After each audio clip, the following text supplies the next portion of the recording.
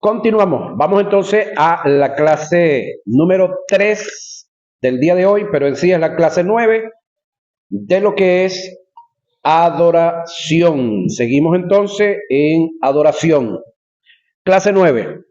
Seguimos hablando del dinero. No se le olviden que estamos hablando de un tema como es la adoración y esto se enlaza. Es decir, conocer los nombres redentivos de Dios o no conocerlos y decirlos no es adoración. Ahora, no saber qué es ofrendar, no saber qué es diezmar y hacerlo tampoco es hacerlo. Hay que conocer sobre la materia, sobre lo que es esto. Ahora, Pablo dijo, porque raíz de todos los males es el amor, oiga, al dinero, no el dinero.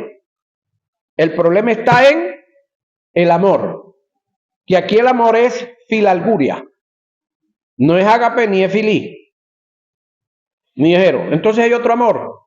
Bueno, pudiéramos decir que sí, pero en la realidad no, porque el problema está en querer colocar en una posición a un objeto que tiene valor si tú y yo le damos valor. Porque si no le damos valor, pues no lo tiene. Ahora, el término amor en referencia al dinero, como lo presenta Pablo en su escrito a Timoteo, es del griego filalguria, que indica, oiga, una codicia interna llena de perversidad y lujuria, la cual es una raíz de donde procede y se alimenta cualquier tipo de acción negativa, con el fin de conseguir un objetivo que en este caso es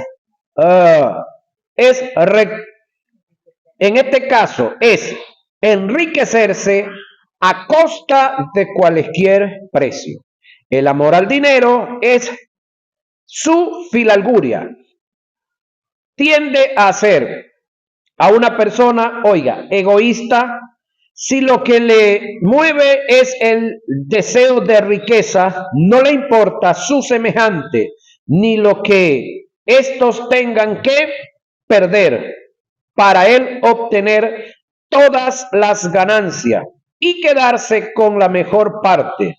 El deseo de riquezas fija el pensamiento de una persona en sí mismo, convirtiéndose los demás en meros instrumentos que usa y utiliza para lograr su objetivo.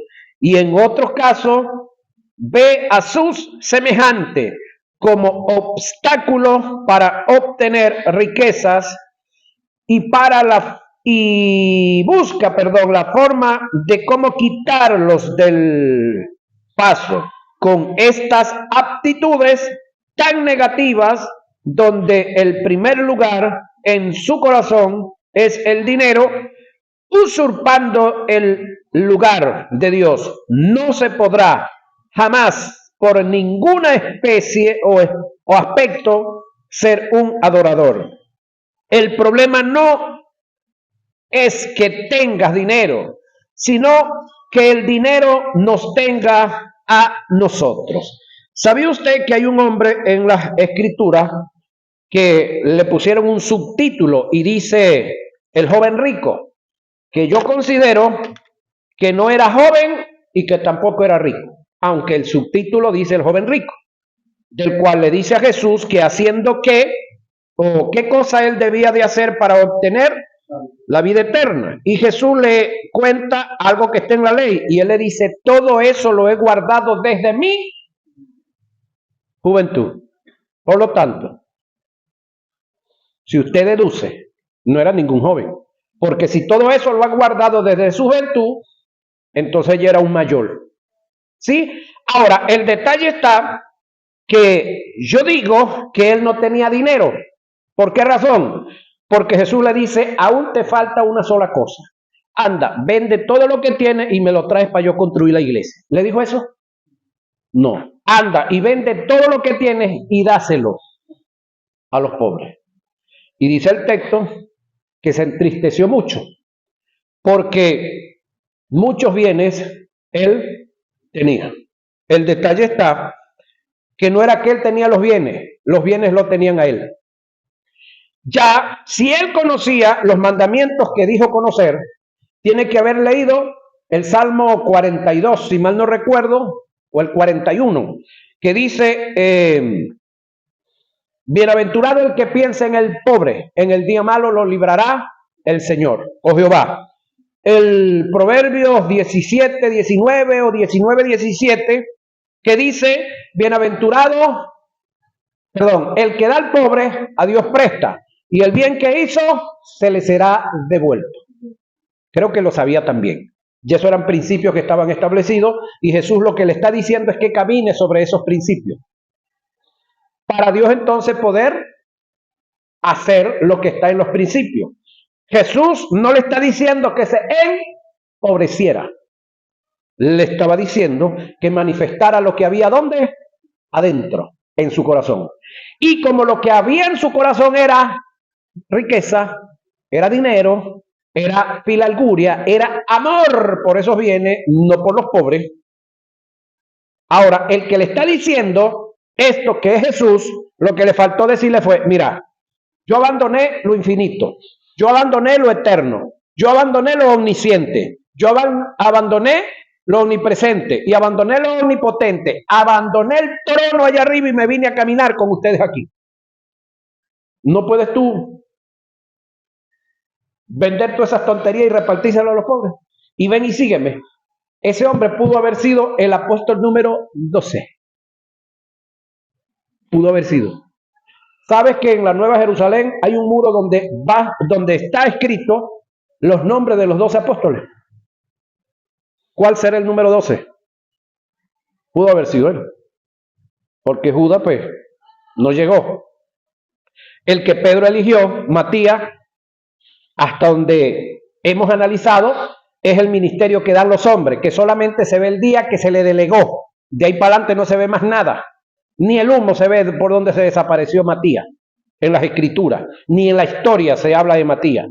Ahora, este hombre Dios lo llama, pero le puso una condición. ¿Cuál era? Abandona la filarguria. Vende todo lo que tiene y dáselo a los pobres.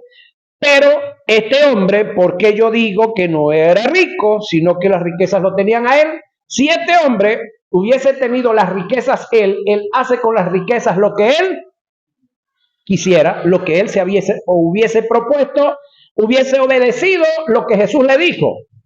Ahora, este hombre prefirió que las riquezas siguieran en él. ¿Se habló más de ese hombre en alguna ocasión? Bueno. Ahora, cuando no vacilamos e invertimos y contribuimos con nuestro dinero para el beneficio del reino, damos por sentado que Dios es nuestro benefactor y que es la única fuente. Esto implica adoración, pero cuando yo, pudiendo dar, pudiendo invertir, pudiendo ofrendar, pudiendo diezmar, no lo hago, soy más agarrado que ya usted sabe lo demás, entonces usted está diciendo que usted no le califica a Dios como adorador en esa área o por esa área.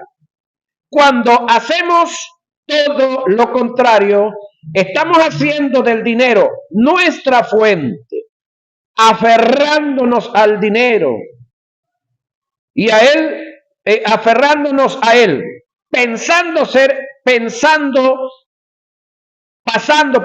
a ser egoístas, mezquinos, soberbios, altivos, independientes, codiciosos, ávaros y yo le añado tacaños, agarrados.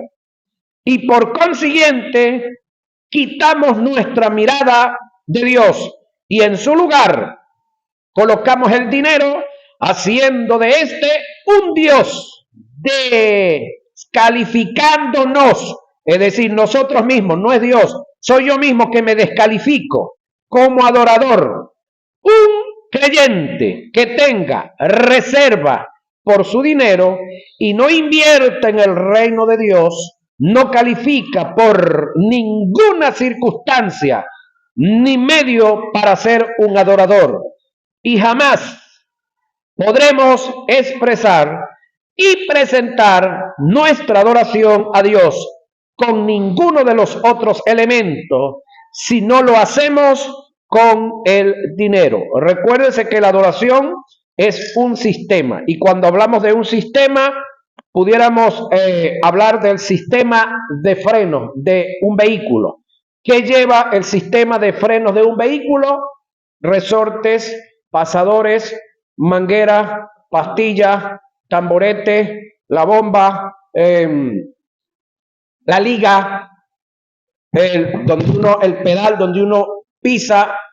Ahora, rodamientos, uno de esas partes que conforman el sistema que se dañe, no funciona el freno. Entonces, yo me puedo conocer los nombres redentivos y calificativos de Dios de memoria. ¿Sí? Yo puedo tener todo lo demás que hemos hablado de la guía, pero si yo fallo en esta área, lamentablemente no califico como adorador. Recuérdense que un sistema es un conjunto de normas y principios, ¿sí?, que debo conocer, que debo atender y en el cual debo de moverme.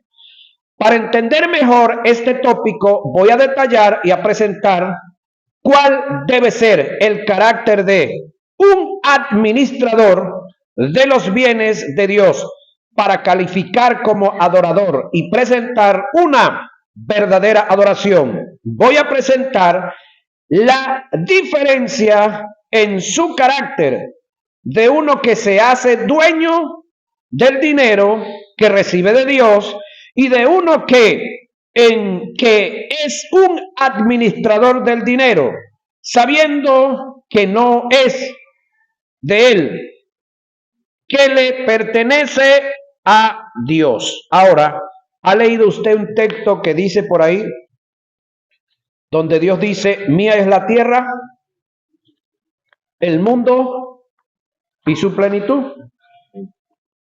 ¿Cree usted que Dios está mintiendo ahí? Ahora, que parte de lo que es mundo, Dios se lo haya colocado en las manos de algunos, que le haya confiado administración y que estos individuos no honren a Dios como debieran de honrarlo y que se aferran a lo que Dios les ha entregado para administrar, eso no rebaja a Dios, eso rebaja ¿a quién? Al administrador. Mayordomo es aquel que administra y cuida posesiones que no son de su propiedad, recursos que le fueron confiados para cumplir los principios de su amo.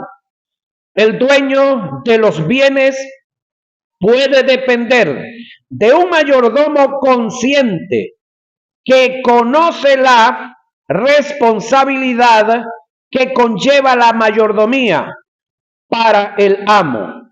El que un mayordomo pueda entender que nada de lo que posee es de su propiedad es un factor determinante para el camino a la adoración genuina.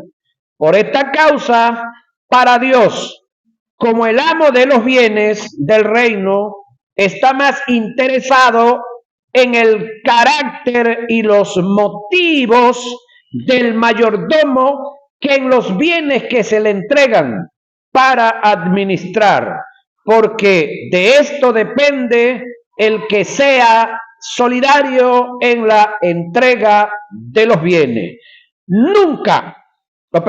Nuestro carácter como mayordomo es lo que determina cuán útiles podemos ser en las cosas que nos han sido confiadas y la responsabilidad que asumamos ante los bienes que se nos entregan.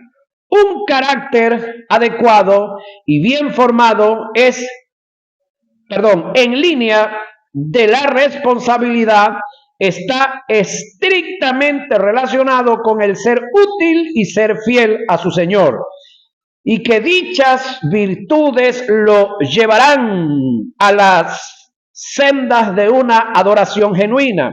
Nunca lo olvides.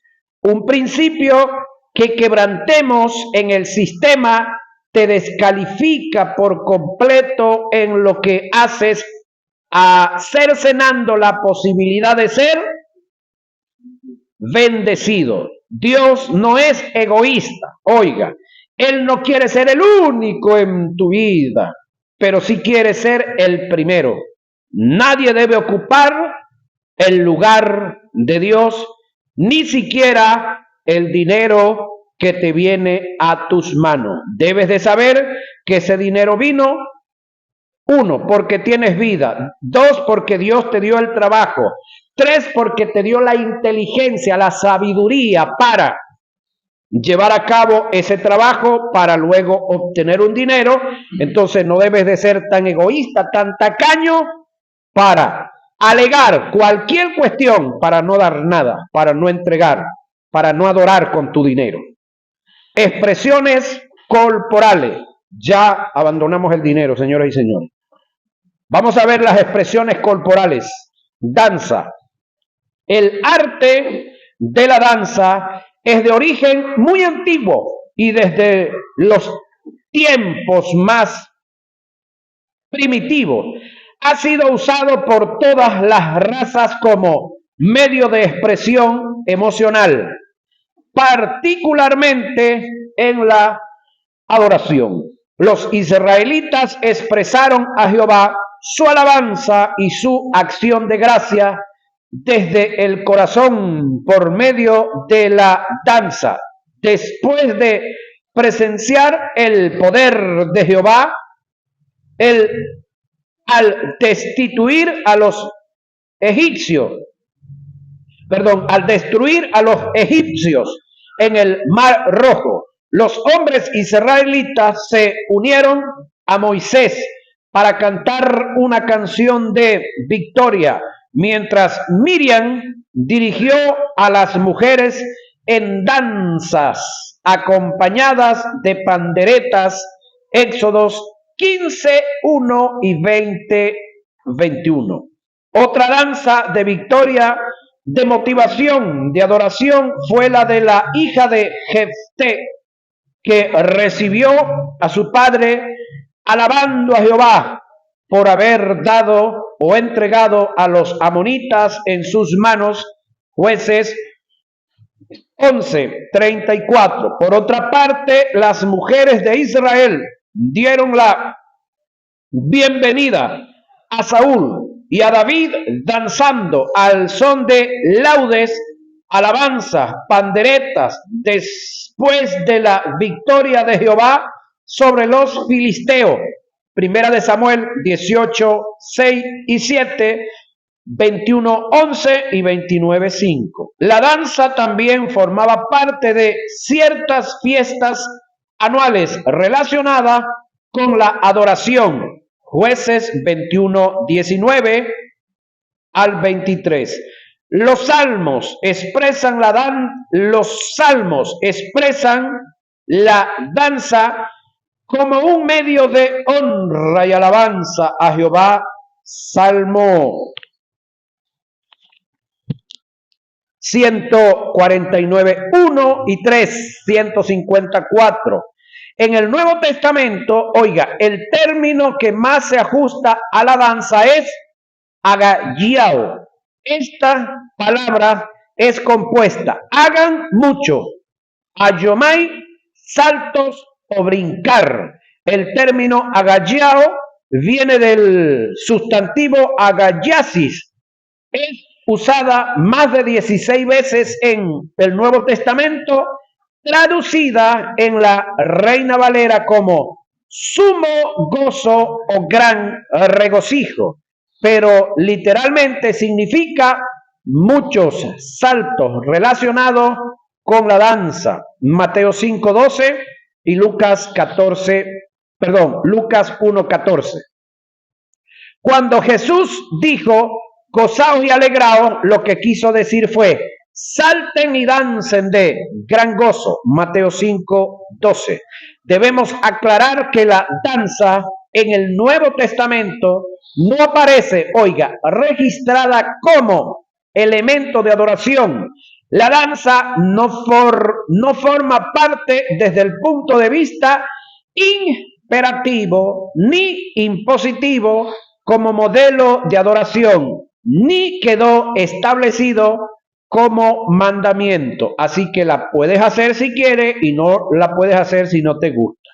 Si alguien toma la aptitud propia de danzar para Dios y cree que con ello está adorando, eso quedará en una observación propia de Dios en relación con quien está presentando la danza. Según el motivo, Dios determinará en su juicio si tal acción califica como adoración. Por esta causa, no negamos que la acción de danzar para Dios en lo personal pueda calificar como adoración. Tampoco negamos ni prohibimos el que se pueda hacer. Todo quedará al juicio de Dios en el motivo del corazón de quien lo hace. En un supuesto que la danza de un ente se presente como adoración ante Dios, debería tomarse en cuenta ciertos factores para determinar si tal acción califica como adoración. Vamos a ver. 1. El motivo. ¿Por qué lo haces? Su fin. ¿Para qué lo haces? Su dedicación. ¿Para quién lo haces? Los movimientos. El cómo lo haces y qué mensaje transmites en sus movimientos al hacerlo.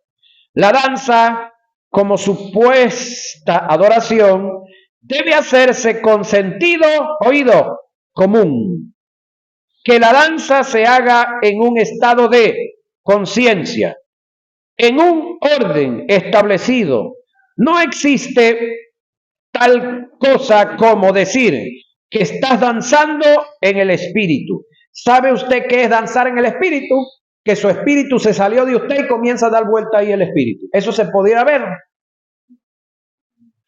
Ok. Entonces, no hay posibilidad de danzar en el espíritu. Todos los que danzamos, danzamos en la carne. Quienes danzamos somos nosotros. Son con nuestros propios cuerpos y con nuestras propias fuerzas. Tomar la experiencia registrada en el libro de Samuel, cuando David danzó al regreso de su victoria, al rescatar el arca, es contraproducente con la verdad de Dios, porque el pasaje dice que David danzó con sus propias fuerzas. Y David danzaba con toda su fuerza delante de Jehová. Y estaba David, oiga, vestido, no desnudo. ¿Cómo estaba vestido? Con un efod de lino. Así David y toda su casa, o toda la casa de Israel, conducían el arca de Jehová con júbilo y sonidos de trompeta. Segunda de Samuel 6, 14 y 15. Cuando a mí me enseñaron este texto, a mí me dijeron que David había danzado con las amigas al aire, dando vueltas. No sé si usted lo llegó a oír, eso fue lo que a mí me dieron a entender. El detalle aquí es que David no danzó con el traje de rey, con la capa de rey y la corona del rey, porque para David, acá, en esta expresión de alabanza, en esta expresión de adoración, para él había un solo rey, y ese rey era Jehová, no él. Él se colocó como cualquier otro. Sin embargo, iba vestido con vestiduras en comparación a lo que él era, viles, comunes, como cualquier otro. Entonces, lo que nos han querido mostrar aquí es que David danzó y se le vieron sus vergüenzas al aire. No. El detalle es que a veces oímos a gente que repiten lo que otro les dijo y no leemos. Dice que David estaba vestido con un efod de lino. Ahora, el danzar en una forma desenfrenada, sin tener control ni conciencia de lo que se hace, dando tumbos contra las paredes, es hacer de nuestros cultos el desprestigio para quienes nos observan. Esto redunda en prejuicio de la verdad del evangelio. Pablo dijo, hágase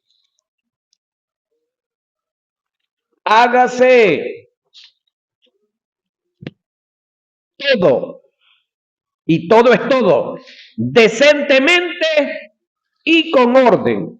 Ahora, cuando alguien arranca con esta supuesta danza a empujar a los demás, a regasilla, a tirársele encima al sonido, a dar vuelta, a tirarse en el suelo y a revolcarse en el barrial sin importar lo que haya, a mostrar lo que no deben mostrar, sobre todo las hermanitas que andan en falda, ahí habrá decencia y habrá orden. Ok. Ajá. Primera Corintios 14:40. Hágase todo decentemente y con orden.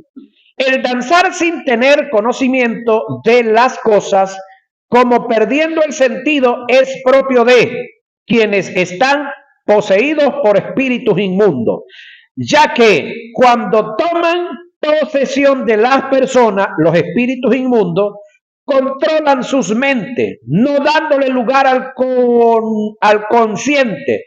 Todo lo contrario ocurre cuando se trata del Espíritu de Dios. Él trabaja, el Espíritu de Dios, con la mente de los hombres, dejándolos razonar, estando en su sano juicio. Mateo 5:15. El que saca a la gente de su sano juicio, ya usted sabe que no es Dios, no es el Espíritu Santo. Levantar banderas o estandarte. Esta es otra área, otra práctica que se hace en nuestros tiempos, en nuestra iglesia. Hemos terminado un poco de la danza. Vamos a ver si levantar banderas y estandarte, eso adora. Las banderas y los estandartes se utilizaron como símbolos de tipo de reino o gobierno. A su vez, manifestaban su lenguaje y costumbre. Sus colores significaban y representaban su riqueza y poder como símbolo de júbilo. Eran enarboladas en la guerra por causa de la victoria. Las banderas o estandartes tenían un uso muy valioso en las guerras, ya que éstas eran llevadas por un líder de guerra. Este líder se subía a los montes y collados. Él marcaba la dirección del viento a los guerreros y así ellos podían disparar sus flechas o saetas en contra del enemigo, y a su vez marcaban la longitud y el límite para avanzar en la guerra. Cuando el líder que llevaba el estandarte o bandera era capturado, había la posibilidad de perder la guerra, porque él representaba su gloria, límites y poder. Las banderas y estandartes en el Antiguo Testamento se daban bajo unas culturas propias y determinantes que no trascienden a otras culturas ni a otros tiempos. Tratar de usar las banderas bajo el sentido de otras culturas es transculturizar, trayendo como resultado un desajuste total en lo que se hace. Jamás se debe imponer, una cultura sobre otra, porque eso quebrantaría todos los principios de las culturas, cercenando las raíces de cada una de ellas. Ok, hablemos un poquitico de cultura. ¿Qué es culturas? Maneras de cortes de cabello, manera de afeitado de la cara, manera de vestirse, manera de hacer nuestros espacios donde nos reunimos, manera de hacer nuestras comidas. ¿Qué es lo que culturalmente se comía la semana pasada? Pescado, pescado, pescado. Lamentablemente para algunos no le fue fácil porque le subieron el precio, pero en demasía. Ok, y así también otros tipos de comida. ¿Qué se hacía? Se dejaba de trabajar. Yo me sorprendí el día jueves cuando llegó al barrio una, ¿cómo se dice esto? Un convoy, no militar, máquina, la otra la pisonadora y un viaje de camiones a raspar el asfalto Jueves Santo y Viernes Santo, así que le rasparon las costillas a Cristo según algunos por ahí. Gracias a Dios que van a faltar las calles en el barrio. Pero ¿cree usted que en otro tiempo eso se hubiese permitido? No, no. Pero bueno, eso fue cultura, ya la necesidad, de arreglar eso, la necesidad de trabajar de los que están trabajando y la necesidad del beneficio que necesitan los que nos vamos a beneficiar, pues abandonaron la cultura. Ahora, todavía quedan algunos. La cultura del comer, el tipo de carne que se coma. Ahora, ninguna cultura es más que otra. Todas las culturas son naturales, todas, y ninguna es más que otra. Una de las culturas en el área culinaria de aquí es la arepa, no tanto como en Falcón. Sin embargo, aquí nos gusta un poco la arepa, pero no tanto como en Falcón. Dícense que en Falcón, cuando tienen de todo, pero no hay arepa, es como que no hay comida. Hay aquí otro de Falcón por ahí, aparte de Angelito. Ahora, cuando en Falcón lo único que tienen es arepa, puede faltar todo, pero lo único que es arepa, hacen una arepa, albudare y otra frita. Meten la frita dentro de la albudare y se sientan a comer en paz. Esa es la cultura de allá. Qué cruel, ¿verdad? Ahora, en Oriente es el casabe. Más allá hacia el sur, el mañoco. Más hacia acá hacia arriba, la yuca y el topocho. Y seguimos dándole vuelta por aquí, por los andinos, es ¿cómo es que ellos le dicen el guineo? Y si damos la vueltica un poquito más, el plátano. Yo conocí de Santa Bárbara del Zulia una muchacha de 23 años y no sabía hacer una arepa. Y la gente sorprendida. ¿Y por qué? Porque es que allá no se hace arepa. Eso es plátano de todas las formas que usted lo quiera. Entonces, las culturas no tienen nada que ver con espiritualidad. Y de lo que estamos hablando de bandera es un tipo de cultura que no se debe transculturizar o imponer una cultura sobre otra. Ahora, debemos tomar en cuenta que las banderas o estandartes formaron, tiempo pasado, parte de la adoración de un pueblo y tenían un uso muy particular y variado. Usar estandartes o banderas en nuestros tiempos como símbolo de adoración queda a criterio propio de quien lo hace. No se le está prohibiendo a nadie que lo haga, sino que queda a criterio propio de quien lo hace. Y será Dios quien determine si tal acción califica como adoración o yo lo estoy haciendo porque como lo está haciendo la iglesia, el Redentor, y yo no me quiero quedar atrás, entonces yo lo voy a hacer por envidia, por competencia, porque yo quiero o tratar de superarlo. Ahora, Dios dirá si eso es adoración o qué. Ante su presencia, no debemos enseñar, oiga, ni imponer tales prácticas como un patrón o modelo de adoración. ya que en el Nuevo Testamento no aparece el enarbolar banderas o levantar estandartes como presente de adoración. Entonces, cuando usted vaya a cualquier sitio por ahí y usted ve los hermanitos tirando bandera para allá y para acá, y en su iglesia no tiran bandera, no se entristezca, no se enoje. Siga usted adorando a Dios como usted ha aprendido. ¿Sí? Ahora, si algún día se determinan, será Dios que decida por qué lo están haciendo. Batir y levantar las manos. Vamos a ver hasta dónde esto adora.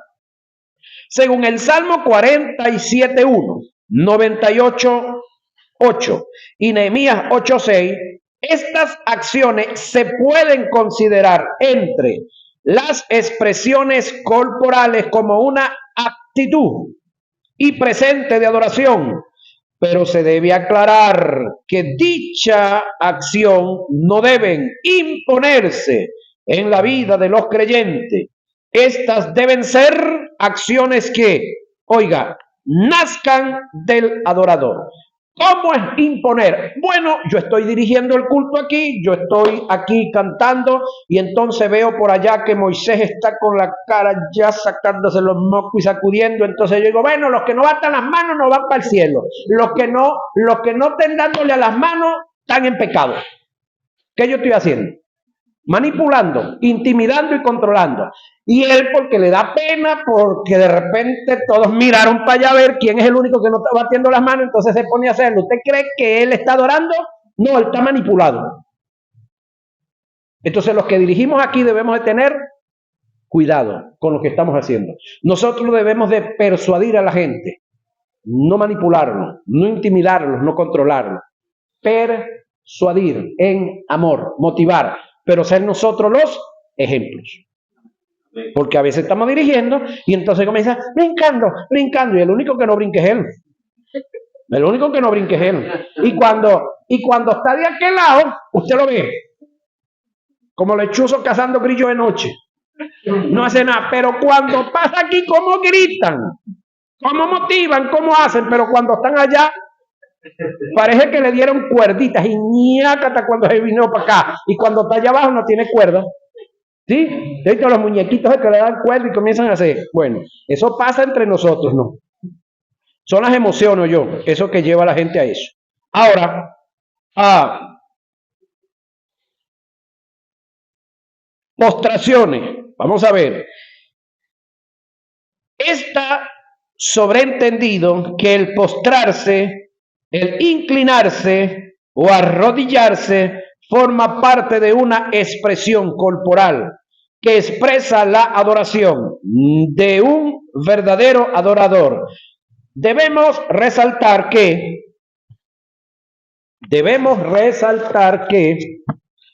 esta es una aptitud propia y espontánea del adorador. Salmo 95.6 y Apocalipsis 19.4. Por otro lado, nunca se debe confundir el inclinarse o postrarse con adoración, ya que esto es externo. La adoración es una virtud interna que nace y se da en el interior del adorador. Se puede dar el caso de alguien que se está postrando y no necesariamente está adorando. En Mateo 5.6, el endemoniado se postró ante Jesús, conllevado por los demonios. Pero el hecho de que esto haya sucedido no implica que los demonios estaban adorando. Por otro lado, Satanás habló a Jesús y le dijo, todo esto te daré si postrado me adorares. Éxodo 34.8 dice, entonces Moisés, apresurándose, bajó la cabeza hacia el suelo y adoró. Una persona puede estar postrada y no estar en adoración, ya que su motivo no es correcto, como puede estar erguida y estar expresando su más alto nivel de adoración. Ahora, escuchaba en estos días a un predicador que estaba en un restaurante comiendo con otro amigo y le dice, te doy el privilegio para que ores por los alimentos. Y entonces el hombre que le dieron el privilegio para orar por los alimentos, cerró sus ojos y comenzó su oración. Cuando termina de orar, el otro le dice, ¿qué hiciste? Bueno, oré por los alimentos. Chico, pero ¿tú crees que tú estabas viendo la pierna de pollo esa tan bonita que está cuando estabas orando? ¿Tú crees que estabas viendo la arepa esa o la empanada esa tan bonita que está ahí cuando estabas adorando? ¿Tú has visto a Jesús que Jesús cerraba los ojos o levantaba los ojos arriba y le decía al Padre todo lo que le decía? ¿Pero por qué cerramos los ojos? Porque es la costumbre que nos enseñaron. De paso, cuando está por allá Gabriel echando fuera un demonio, el que está dirigiendo, que es Ramón, dice, cierren los ojos todos porque se le van a meter los demonios a todos los que tienen los ojos abiertos. Entonces la gente cierra los ojos, ¿por qué? Por miedo a que se le metan los demonios. ¿O a usted no ha estado en otras iglesias que no sea esta? Bueno, entonces, ¿usted cree que el que cerró los ojos está adorando? Es asustado. Ahora, ¿se meten los demonios por los ojos? No. Entonces, hay una cantidad de cosas que hacemos, hermano, que son estupideces. Muchas cosas que estamos haciendo que están fuera de orden. ¿Sí? Vamos a orar por un alimento. Conozco un amigo que él dejó de orar con los ojos cerrados porque el único cristiano era él en la casa. Entonces cuando le servían la comida, cuando él cerraba los ojos le sacaban las presas y le dejaban el puro caldo en el plato. Entonces oraba, aprendió a orar con los ojos abiertos. Usted va detrás de un volante, está detrás de una máquina operando en una empresa, va a orar con los ojos cerrados. Y el hecho de que tenga los ojos abiertos y vaya orando, no está orando. Nos han enseñado actitudes, formas, pero hacer las cosas no. ¿Sí?